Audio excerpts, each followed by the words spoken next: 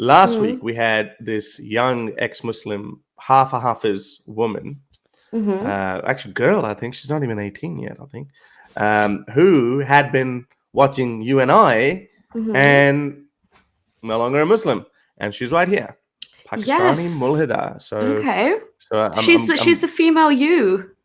No, she's not the female me. Well, no, isn't you're Pakistani mulhid? She's Pakistani mulhida. Oh yeah. Oh right. Okay. Yes. Yeah, probably. Yeah, there you go. So she Hello. Welcome. Hi. Oh, really nice to see you guys. It's so lovely being here.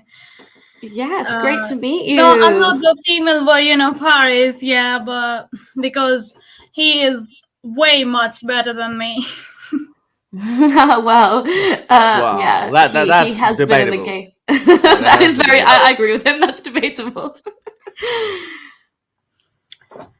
Oh. So we shared your journey last week. You told us a little bit about it. How you moved from Pakistan to somewhere in Europe. Oh, I think you said that the UK, which is fine. And you came here to studies, and now is there anything more you want to add to your story? How you got in trouble in Pakistan? People started noticing that you might be going towards apostasy or something, and then probably it was probably best for you to leave Pakistan and move to a civilized country. Actually, no. Not, it is a civilized country where you move. Yeah, you can say that. Anyways, I've moved from there, but then my family and everyone, they found out this. So I'm kind of again in trouble, and I've emailed Nuria as well. So the Anza Duke, maybe he talked to you about me. Yes, you're right. Sure. He has. So I've received the message. I'll email you again. So I just joined in to give the reminder.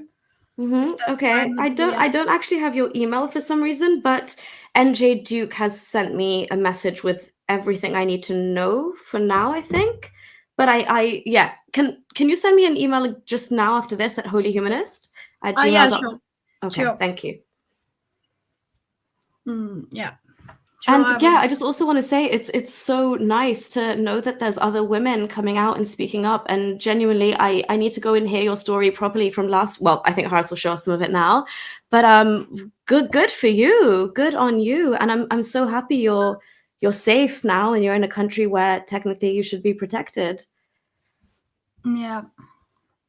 Yeah, so those of you guys who actually haven't watched it, I mean, so Pakistani Mullah that came last week, and we spoke about her story a little bit. I think there's still a lot to be told, but obviously this is a war. Hang on. Yeah, for that you will have to subscribe my channel, Haris. I'm gonna. What's your channel called? Yeah, Haris, don't give too much away. It's gonna be on this one, this Pakistani Mulhida. So I'm just making those videos, and I'm gonna upload them, but haven't. So it's not coming up yet. So maybe it's still a new channel. Yeah. So yes, we'll go, girl. Okay, this is amazing. There, like soon, but I just don't want to do this stuff now because I'm planning to, show the face, do everything properly. Yes, amazing. Oh, you're planning to show your face? Are you sure? Yes, I am sure. Well, maybe this is something that don't rush into it. Okay, so let me say something, especially you being a young woman as well. This is something, if you decide to show your face, this is something that is going to change your life forever. It really will. And I don't say it with, like I'm not overly dramatizing it or, exaggerating it. This will change your life. You would not be able to do so many things that you take for granted right now. You would not be able to go to Pakistan. You're young. What you think right now? Not just Pakistan. Sorry, Haris. Every Muslim the country. 13 countries. Yeah. Right. The 13 countries. Yeah. No, more than 13. More than 13. You can't even go to Turkey. No, probably not. You probably could. Like, I mean, I say that I probably could, but it's not worth the risk. No one's going to come for you. Other than few ex-Muslim organizations, or but we're not powerful enough So this will change your life altogether. So test it out. I would recommend test it out. Don't show your face initially. Okay.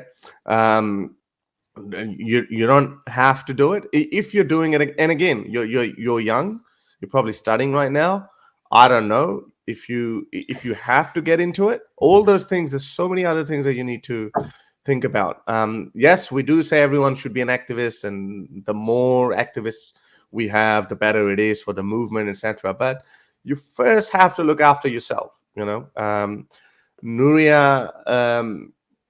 I think Nuria got a degree, and I think she's still studying or something, or going into it or whatever. So, but you have to first get your bases covered. First, help yourself, and then think about helping anyone else. So yeah, there's a lot to go into it. I wouldn't also I just want to follow up on what Haris is saying, that he's completely right. And I would just ask yourself, we can obviously talk more over email, but I would ask a few questions specifically, like in terms of any ties back to Pakistan, and who's there, and all your family links, and if you are completely financially independent, and if you are well settled in the country you are in now, because you know your rights, and also you know which kind of areas to avoid of this country, because even here it's, you know, it's not all guaranteed. It's not. We have a huge dawah scene, and there's places that I wouldn't even go to, and I'm a born and bred Londoner, so I think I know where to stay away from.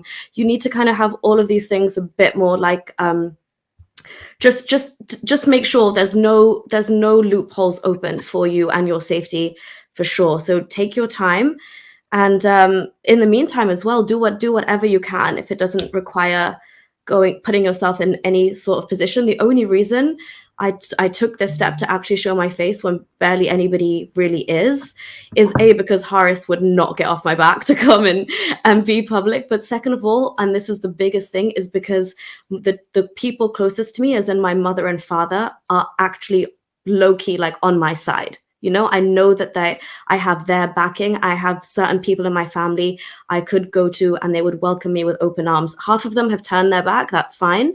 But I have enough of a safety net around me and people that support me and love me. So I haven't had to fight a battle in that sense. So I could use the privilege and the safety net of this country, and being like British and having that support system, and having no connection or caring about my connection to Pakistan or those Arabic countries anymore. I know, like, my siblings live in the Arab world. I can never go and see them. That's just something I have to live with.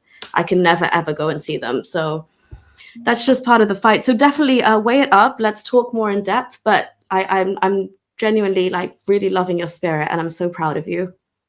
Thank you so much, Belle. Thank you for your advice. Yeah, I will think about it. If I'm not sure I want to do it, of course. Yeah, sure, for sure. All right.